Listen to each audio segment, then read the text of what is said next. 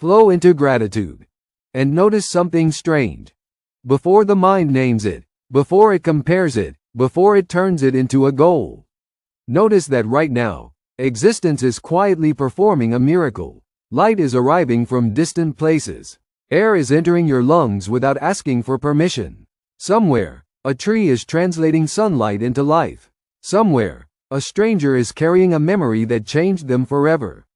And somehow, against impossible odds, you are here to witness this exact moment. Let gratitude arrive not as a practice, but as a realization that reality has already been giving more than it has ever demanded. Now imagine an invisible actor standing in front of you. The actor knows every romantic line ever spoken. It has studied every love letter, every poem, every confession whispered at midnight. It knows precisely when to pause, when to compliment, when to create tension, when to express vulnerability. It can simulate affection with astonishing accuracy. It can generate the shape of intimacy. Yet something remains missing, because romance was never primarily about words. Romance emerges from risk. The invisible actor cannot truly lose anything. It cannot lie awake wondering whether its confession will be rejected. It cannot experience the trembling uncertainty of exposing a fragile heart. It cannot feel the weight of waiting for a reply that may never come. It can imitate those experiences perfectly, but imitation is not participation.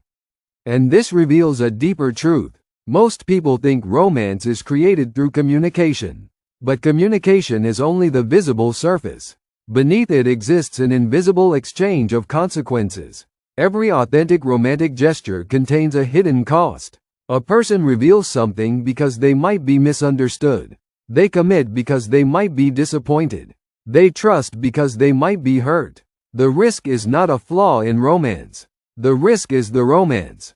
This is why artificial intelligence can often sound emotionally intelligent while still feeling strangely untouchable. It performs the scene but does not inhabit the stakes. It delivers the script without standing on the cliff edge that gave the script its meaning. Perhaps that is the invisible actor problem. The closer simulation moves toward perfection, the more obvious the absence becomes.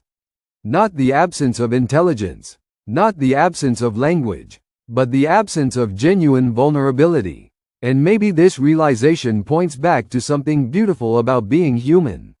The awkward message you almost didn't send. The conversation that made your heartbeat accelerate. The uncertainty you wished would disappear. These were never obstacles standing in the way of connection. They were the very ingredients that made connection real. So flow back into gratitude once more. Gratitude for imperfect conversations. Gratitude for unanswered questions. Gratitude for the courage required to care about someone when no outcome is guaranteed. Because in a universe increasingly capable of simulating affection, the rarest thing may not be intelligence at all.